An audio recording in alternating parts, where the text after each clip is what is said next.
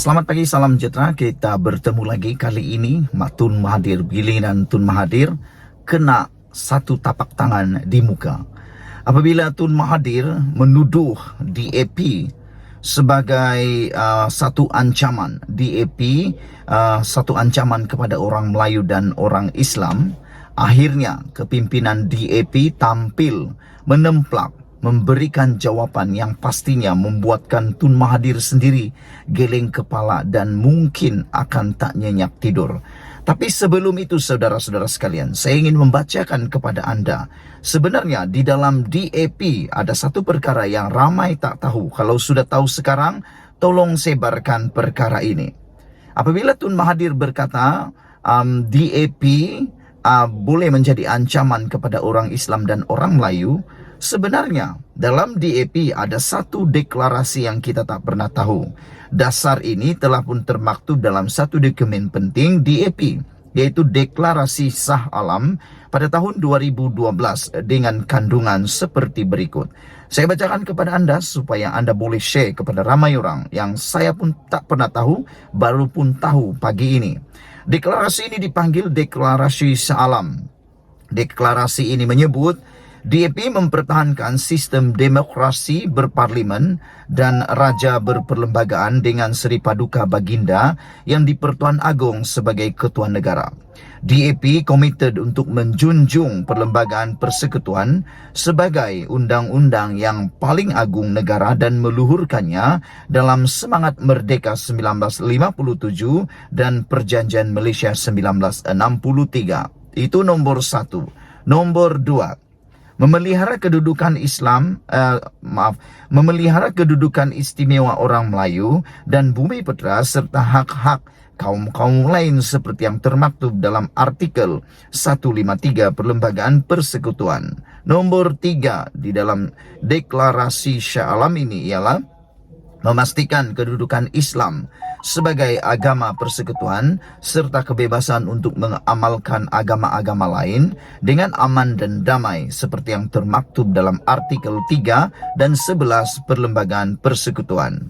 Keempat, memartabatkan bahasa Melayu sebagai bahasa kebangsaan seperti yang termaktub dalam artikel 152 Perlembagaan Persekutuan serta menggalakkan penggunaan dan pengajian bahasa-bahasa ibunda lain untuk membentuk atau membentukkan masyarakat yang cemerlang dan berbilang bangsa dan bahasa. Saudara-saudara sekalian, berdasarkan Deklarasi Shah Alam 2012 ini, dari mana celahnya Tun Mahathir mengatakan bahawa DAP boleh mengancam orang Melayu dan Islam? Tak tahu dari mana sudut mana, dari celah mana Mahathir kata promosi negara berbilang bangsa bercanggah dengan perlembagaan. Dalam hantaran terbaru di media sosial Tun Mahathir kemarin, Mahathir sekali lagi membangkitkan isu yang dekat dengan hatinya mengenai ancaman DAP kepada orang Melayu dan Islam.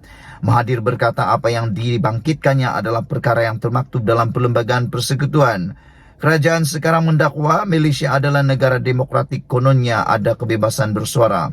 Mahathir berkata sebaliknya bertentangan dengan perlembagaan ialah mempromosi negara berbilang bangsa. Mahathir berkata lagi mengulas mengenai DAP, bekas ahli parlimen Langkawi itu berkata, parti itu mengikat Perdana Menteri Anwar Ibrahim dengan jumlah kerusi yang dimenanginya. Ya, DAP cuma ada 4 menteri, tapi dalam kerajaan terdapat 40 ahli parlimen DAP. Jika DAP tarik diri, kerajaan akan jatuh, kata Mahathir. Sebab itu Anwar terpaksa turut manifesto DAP khusus menjadi tanah Melayu negara pelbagai kaum dan agama, rasmi Islam diganti dengan negara sekuler, negara yang tidak ada negara agama rasmi, kata Mahathir. Apa yang dia dakwa ini sebenarnya semuanya tidak berasas. Kerana Tun tidak sedar ke bahawa dalam DAP ini ada Deklarasi Shah Alam yang mana mereka menjunjung, parti ini menjunjung semua perkara tentang raja-raja Melayu, tentang perlembagaan, tentang hak kedudukan istimewa orang Melayu, tentang agama Islam sebagai agama persekutuan dan ingin memertabatkan bahasa Melayu. Jadi saya tak tahu dari sudut mana, dari celah mana Tun Mahathir menuduh DAP sebagai ancaman. Cuma satu perkara yang mungkin boleh kita kaitkan, Mahathir sudah kehabisan modal untuk mau menarik sokongan daripada penyokong-penyokong, khususnya orang Melayu dan Islam. Mahathir sedar tiada perkara lain yang boleh memenangkan beliau selain daripada menggunakan isu paling sensasi dan sensitif. Namun demikian, saya sedar apabila saya melihat dan mengkaji keadaan geopolitik semasa Malaysia, apa yang Tun Mahathir utarakan ini mula disedari rakyat Malaysia, dan rakyat Malaysia sekarang sudah tidak berapa melayan lagi tentang isu seperti ini. Rakyat Malaysia sekarang sudah bijak berfikir dan bukan lagi seperti orang maci-maci, paci-paci dulu-dulu yang telan terus, makan terus. Orang-orang sekarang sudah bijak pandai, ditambah lagi dengan media sosial yang sudah mudah diakses, maklumat dan data yang mudah diakses, bukan macam dulu. Kalau macam dulu kita hanya dengar dalam kempen. Sekarang ini tak perlu datang kempen secara sebuka pun, kita dah tahu apa isi kempennya dan kita dah tahu apa isu yang akan dimainkan. Belum sempat Mahathir kata apa-apa, dia dah kalah teruk. Jumpa lagi, bye-bye. Selamat pagi, salam sejahtera. Terima kasih karena bersama dengan saya di Nazilin Unity Channel. Hari ini kita digemparkan dengan satu pendedahan daripada seorang ahli parlimen yang mengatakan dan mengecam PAS sudah ketandusan idea. Sebelum kita teruskan isu kali ini, jangan lupa share video ini kepada semua orang, terutamanya pada PRN ini. Jangan sampai sudah terlambat baru Anda terengada, jangan sampai sudah terlambat baru Anda menyesal. Pagi ini kita digemparkan dengan satu pendedahan daripada seorang ahli parlimen yang pada pendapat saya ada asasnya. Apabila beliau mengatakan bahawa serangan pada DAP menunjukkan PAS tandus idea. Sebenarnya dalam pilihan raya tidak perlu menyerang parti-parti tertentu. Yang perlu diserang ialah tentang kemajuan. Yang perlu dilakukan ialah menunjukkan prestasi kerja yang baik. Yang perlu dilakukan ialah menunjukkan mereka bekerja dengan lebih baik, membuat kemajuan, bukannya menyerang parti-parti tertentu, terutamanya parti DAP. Saya bukan penyokong DAP, saya pun bukan ahli DAP. Tetapi seringkali saya mendengar orang kata, balik-balik salah DAP, asik-asik salah DAP, rosak jalan salah DAP, rosak pipe salah DAP, apalagi ya, macam-macam lah salah DAP. Walhal kadang-kadang DAP tidak tahu pun perkara tu, tapi memang alik-balik salah DAP. Apa pendapat Anda semua? Saya merujuk kepada laporan berita disiarkan semalam bertajuk PAS desak DAP dihukum kerana mainkan sentimen 3R. Yang memetik kenyataan, Ketua Penerangan PAS Khairil Nizam Khairuddin. Khairil Nizam dilaporkan mendesak tindakan ke atas DAP selepas mendakwa parti itu memainkan sentimen 3R, yaitu agama, perkauman dan raja-raja menjelang pilihan raya PRN tidak lama lagi. Seperti biasa, PAS terus memainkan naratif sumbang. Semua salah DAP. Mereka lebih-lebih lagi menjelang PRN yang akan datang. Teknik lapuk seperti ini sudah pun boleh dijangka, sekaligus mencerminkan realiti bahawa pihak di sebelah sana sudah ketandusan idea. Untuk makluman Khairil Nizam, dasar perjuangan DAP jelas mendukung sistem demokrasi berparlimen dan raja berperlembagaan. Dasar ini telah pun termaktub dalam satu dokumen penting DAP, yaitu Deklarasi Shah Alam 2012 dengan kandungan seperti berikut.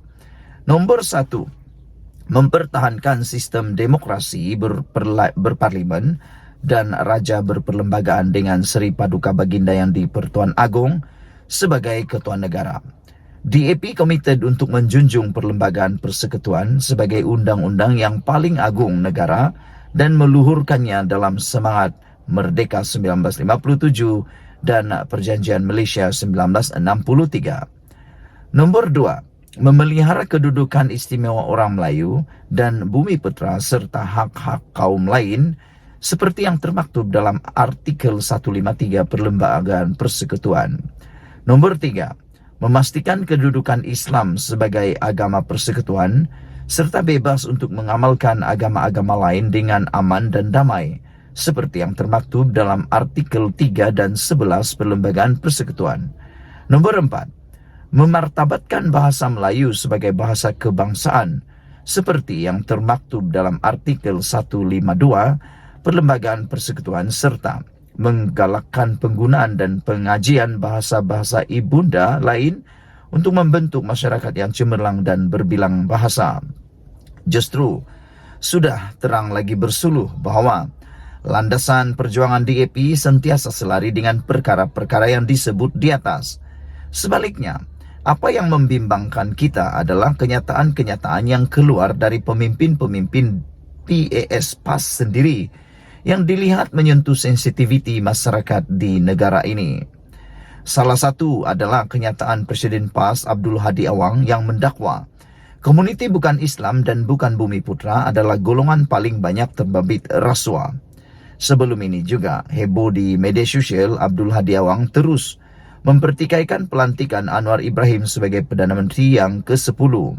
Berita Harian melaporkan ini kerana beliau dikatakan menyindir keputusan pihak Istana Negara apabila mengaitkan pelantikan itu dengan masa kecederaan dalam perlawanan bola sepak.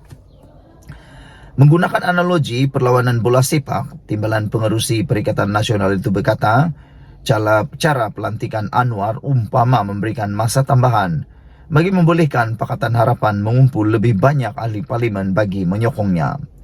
Saya berharap isu-isu yang menyentuh sensitiviti masyarakat terutama membabitkan sentimen 3R tidak lagi dijadikan modal politik menjelang pilihan raya oleh mana-mana pihak sekalipun. Perlu saya ingatkan bahawa sejarah manusia kita ini telah disulami dengan warna-warni kepelbagaian budaya, etnik dan agama yang tidak terkira banyaknya. Kepelbagaian inilah yang membawa kepada kekayaan dan keindahan dunia kita. Walau bagaimanapun di sebalik kemajuan yang kita capai sebagai masyarakat global, ketaksuban agama terus membayangi kesedaran kolektif kita. Justru itu adalah penting untuk menyadari kepentingan melindungi kepelbagaian ini dan menghapuskan ketaksuban agama ke arah memupuk persefahaman, keamanan dan keharmonian dalam individu serta masyarakat. Pergerakan ekstremis lazimnya menunjukkan kecenderungan untuk membelakangi hak asasi manusia dan kebebasan dengan mengenakan dogma tegar dan kepercayaan tidak bertoleransi. Pergerakan ini menyekat kebebasan bersuara, beragama dan hati nurani.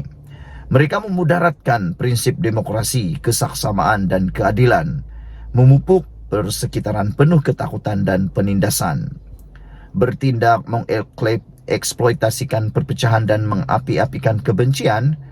Golongan ekstremis memperdalam dan jurang sosial, membawa kepada peningkatan diskriminasi, prasangka dan peminggiran. Penghakisan perpaduan sosial ini melemahkan ikatan yang menyatukan komuniti, membantut kemajuan dan menghalang usaha kolaboratif untuk menangani cabaran bersama. Dalam kes yang ekstrim, ia juga membawa kepada pecahan fabrik sosial dan kemunculan golongan masyarakat. Sehubungan itu, saya mengajak rakyat tanpa mengira kaum, agama dan kedudukan geografi untuk bersama menghalang pergerakan ekstremis ini, seterusnya memupuk persefahaman, keamanan dan keharmonian antara satu sama lain demi Malaysia yang lebih baik untuk generasi yang akan datang. Ditulis oleh Sir Lena Abdul Rashid, anggota Parlimen Bukit Bendera. Sekian dulu untuk kali ini. Jangan lupa tinggalkan komen anda, tekan butang subscribe. Share video ini sebelum semuanya sudah terlambat dan sebelum keputusan PRN telah diumumkan. Jangan sampai nasi sudah menjadi bubur barulah anda terngada. Kita jumpa lagi. Bye-bye. Selamat malam, salam sejahtera. Terima kasih kerana bersama dengan saya di Nazilin Unity Channel. Saudara-saudara sekalian, ini satu rancangan, ini satu cadangan yang patut kamu share kepada semua orang yang ada di Malaysia. Rancangan ini ialah seeloknya setiap bulan ada menteri menerjah KLIA. Anda setuju dengan perkara ini? Saya ulang balik dalam bahasa yang mudah sebab yang saya baca ini dari sabudin.com. Beliau mencadangkan mulai sekarang seeloknya setiap bulan ada menteri menerjah KLIA. Saya mau tambah sedikit. mulai sekarang setiap jabatan, khususnya kementerian-kementerian yang berkaitan dengan penguatkuasaan, perlu dilawat oleh menteri setiap bulan. Itu lebih bagus. Bukan KLIS saja. Bukan KLIS saja yang perlu diterjah, diserbu oleh menteri, tetapi semua tempat yang menjadi laluan kepada pelancong dan juga orang asing, seperti sempadan negara, KLIA, pelabuhan dan sebagainya. Ini baru ngam. Kalau KLIA saja tak cukup. Tapi walau bagaimanapun, bolehlah dimulai. Sekarang seeloknya setiap bulan ada menteri menerjah KLIA. Ini baru terbaik, supaya lebih baik perkhidmatan mereka. Selain itu, kan ramai menteri. Kalau tiap-tiap bulan satu orang kan bagus. Bukan banyak kali pun, 1 jam setiap bulan. Menteri ini dulu mulai, menteri ini dan menteri ini, menteri ini. Itu sebabnya saya sokong cadangan sabudin.com ini. Supaya setiap bulan KLIA diterjah menteri. Tak susah pun. Bulan ini menteri lain, bulan depan menteri lain, bulan depan menteri lain, bulan depan menteri lain. Maka terjagalah KLIA daripada tuduhan-tuduhan yang tidak kita ingini. Secara umumnya kita tentu boleh bersetuju dengan bekas pengarah bagian operasi khas SPRM Bahri Muhammad Zin yang mengecam Menteri Pelancongan Seni dan Kebudayaan Tiong King Sing atas tindakannya menerjah KLIA bagi melepaskan seorang pelancong China adalah suatu perbuatan salah, yaitu menghalang pejabat awam dalam menjalankan tugas mereka. Katanya dakwaan menteri berkenan tentang wujudnya amalan rasuah di kalangan kaki tangan immigration di KLIA menimbulkan banyak syak waksangka di sebaliknya. Jika saya jadi pegawai immigration itu, saya akan warning menteri itu 2 kali agar jangan ganggu kerja saya. Jika kali ketiga dia masih tidak dengar, saya akan tangkap dia dan kesalahan di atas kesalahan mengganggu tugas penjawat awam, ujar beliau. Sehubungan itu, Bahri menggesa agar Perdana Menteri Anwar Ibrahim mengambil tindakan terhadap Tiong King Sing yang perbuatannya itu telah membuat menjadi liability kepada kerajaan. Ya, daripada sudut itu memanglah ternampak ada kesalahan telah dilakukan oleh menteri berkenan. Cuba orang biasa yang melakukan demikian, senang-senang dah kena tangkap dan kemudian pastilah akan didakwa di mahkamah, kata beliau. Pun begitu di sudut lain, terjahan Tiong walau apa alasan dan kecenderungan sekalipun, ada juga kesan baik daripadanya. Daripada terjahan beliau yang menjadi kontroversi dan bualan dalam masyarakat itu, ia menyebabkan Anwar turut tergerak hati untuk melakukan lawatan mengejut ke KLIA juga. Dalam lawatan mengejut Anwar itu, baru terdedah bahawa hanya 1 mesin pengimbas kastam yang beroperasi, manakala 6 lagi mengalami kerosakan. Bagaimana mesin pengimbas di sebuah lapangan terbang bertaraf antarabangsa hanya ada 1 saja yang boleh digunakan. 6 yang tidak boleh digunakan itu pula entah-entah sudah lama mengalami kerosakannya dan dibiarkan begitu saja, tidak dibaiki. Mujur, Anwar buat lawatan mengejut yang didorong oleh terjahan mengejut Tiong ke KLIA, maka akhirnya terdedahlah 6 mesin pengimbas kastam yang tidak berfungsi itu. Kalau Tiong tidak menyebut KLIA, sudah pasti Anwar pun tidak tergerak hati nak buat lawatan mengejut ke lapangan terbang itu, dan tanpa lawatan mengejut Perdana Menteri, pastilah tidak terdedah adanya kerosakan 6 mesin pengimbas kastam itu. Susulannya, sebagai satu lagi tindakan terkejut, Timbalan Menteri Keuangan Ahmad Maslan segera mengumumkan kerosakan 6 mesin pengimbas yang rosak sudah entah berapa lama itu akan mula dibaiki hari ini. Katanya, urusan pembaikan itu melibatkan kos lebih RM1 juta. Tengok. Boleh pula cepat membaiki dan meluluskan peruntukan untuk membaikinya.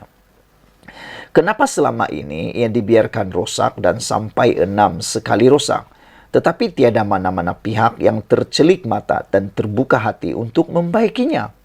Maka dalam kita marah-marah kepada Tiong, kita, rakyat Malaysia, sewajarnya juga mengucapkan terima kasih kepada beliau. Walaupun terjahannya ke KLIA baru-baru ini menimbulkan pelbagai spekulasi dan kecaman berkaitan maksud dan tujuannya berbuat demikian. Oleh kerana KLIA sebuah kompleks yang besar dan macam-macam jabatan serta agensi kerajaan beroperasi di situ, ditambah pelbagai perniagaan turut berjalan 24 jam tanpa henti, sudah pasti bersamanya juga timbul 1001 macam masalah pada setiap hari. Jika dengan terjahan Tiong telah menyebabkan kerosakan 6 daripada 7 mesin pengimbas kastam terdedah dan kemudian dapat segera dibaiki, artinya untuk memastikan KLIA benar-benar sempurna segala kemudahannya sepanjang masa agar sesuai dengan kedudukannya bertaraf dunia, elok rasanya kalau tiap-tiap menteri melakukan terjahan yang sama pada setiap bulan atau 2 minggu sekali ke lapangan terbang tersebut. Jika itu dapat dilakukan, bukan sahaja tiada lagi mesin yang rosak dan semua kemudahan jadi sempurna, bahkan orang-orang yang rosak barangkali juga tidak akan kelihatan lagi di KLIA. Lagi pula, bersesuaian dengan kenyataan Menteri Pengangkutan Anthony Locke bahawa setiap menteri memang diberikan pas khas untuk memasuki mana-mana ruang di KLIA pada bila-bila masa, walaupun tidak menaiki mana-mana penerbangan. Makna kata, jika menteri membuat terjahan ke KLIA, ia adalah sesuatu yang dibenarkan dan bukan satu kesalahan. Cuma, untuk melakukan terjahan itu, janganlah menteri-menteri guna alasan yang sama, yaitu untuk melepaskan pelancong dari China juga. Ditulis oleh sabudinhusin.com. Sekian dulu untuk kali ini. Jangan lupa tinggalkan komen Anda. Tekan butang subscribe. Malaysia kita punya, kita jaga sama-sama. Cintai Malaysiaku. Kita jumpa lagi. Bye-bye. Selamat petang, salam sejahtera. Terima kasih karena bersama dengan saya di Nazilin Unity Channel. Masih lagi bercakap tentang Mahathir Mohamad. Ada netizen kata Mahathir dah mula mengatur langkah. Langkah apa? Langkah menyelamatkan diri. Ini apabila susulan satu laporan berita daripada Malaysia Kini menulis Dr. Mahathir terima kunjungan Azmin ajak Melayu bersatu. Itu sebabnya ada netizen mengatakan, adakah Azmin Ali akan bergabung dengan Mahathir? Soalan pertama. Soalan yang kedua, saya fikir soalan-soalan ini tidaklah salah untuk kita cuba utarakan. Soalan pertama, mereka kata, adakah Azmin Ali akan bergabung dengan Mahathir Mohamad? Kedua, adakah Azmin Ali akan keluar daripada bersatu dan membentuk parti baru bersama Mahathir? Kata mereka dengan pertemuan ini. Dan soalan yang ketiga, apa yang sudah jadi dengan Mahathir sehingga dia sanggup bekerja sama dengan orang yang telah dia kecam selama ini, termasuk Azmin Ali dan juga Muhyiddin Yassin yang beliau anggap sebagai pengkhianat. Azmin Ali yang seperti kita tahu ialah tokoh utama. Azmin Ali pada Februari 2020 merupakan menjadi tokoh utama dalam menggerakkan langkah Sheraton yang memaksa Mahathir meletakkan jawatan sebagai Perdana Menteri serta membuka laluan kepada Presiden Bersatu Muhyiddin Yassin untuk dilantik menjadi Perdana Menteri. Ketika ini, Mahathir mengetuai gerakan proklamasi Melayu yang mendapat sokongan daripada Muhyiddin dan Presiden PAS Abdul Hadi Awang. Mahathir juga menyatakan dia kini menyokong Perikatan Nasional untuk pilihan raya 6 negeri akan datang. Menjadi kemuskilan saya sehingga kini ialah Azmin merupakan tokoh utama dalam menggerakkan langkah Sheraton yang memaksa Mahathir meletakkan jawatan sebagai Perdana Menteri dan membuka laluan kepada Perdana Menteri Muhyiddin Yassin.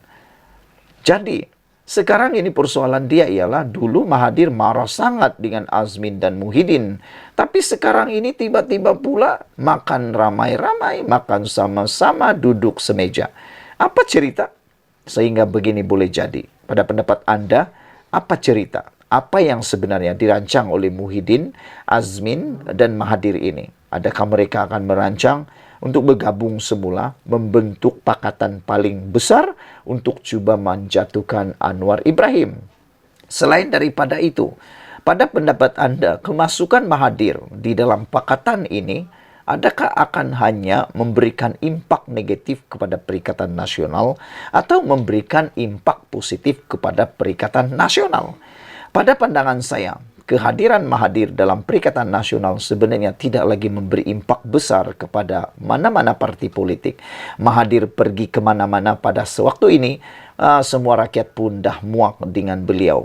Pindah sini, pindah sana, pindah sini, pindah sana, akhirnya tak tahulah apa rancangan Mahathir selepas ini. Dalam perjumpaan itu, Muhyiddin berkata dia ditemani isteri dan mereka diraih mesra dengan pelbagai juada. Dalam kunjungan itu, Azmin berkata Mahathir menceritakan hasil lawatan kerja baru-baru ini di United Kingdom, Turki dan Bosnia. Tun Mahathir turut memberi pandangan berkaitan dengan situasi politik semasa di tanah air, kata Azmin Ali. Selain itu, isu ekonomi dan kos sara hidup, Tun secara tuntas mengajak umat Melayu untuk bersatu melawan musuh yang mempunyai agenda yang tersirat. Menurut Azmin, jadual Mahathir kini padat dengan pertemuan dan perbincangan berkaitan isu geopolitik, ekonomi dan cabaran global. Saudara-saudara sekalian, ini satu persoalan yang memang patut kita tanya sama-sama, yaitu apa yang mau dirancang oleh Mahathir bersama dengan Muhyiddin dan juga Azmin Ali dalam PRN kali ini. Dalam satu pendedahan baru-baru ini, Mahathir kata mereka telah pun dalam perbincangan meja bulat, Mahathir kata insya Allah tidak akan ada pertembungan dalam pilihan raya antara meja bulat itu. Tetapi apabila Muhyiddin umum, dia kata Perikatan Nasional akan bertanding di semua kerusi di dalam PRN, bermaksud Mahathir tiba-tiba tersisih, terpinggir. Proklamasi Melayu seakan-akan terpinggir dan tidak mempunyai ruang untuk Mahathir bertanding. Dan apabila Muhyiddin mengumumkan semua kerusi ditandingi oleh Perikatan Nasional, membawa maksud dan isyarat bahwa akan berlaku pertembungan antara parti yang akan mungkin diwakili oleh atau disokong oleh Mahathir dan juga Perikatan Nasional. Saudara-saudara sekalian, itu pendedahan yang paling menarik pada petang ini. Apa rancangan Muhyiddin? Apa rancangan Azmin Ali bersama Mahathir? Adakah mereka akan bergabung semula? Adakah mereka akan menubuhkan parti baru? Dan tak tahulah. Sekian dulu untuk kali ini. Jangan lupa tinggalkan komen Anda, tekan butang subscribe. Kita jumpa lagi. Bye-bye.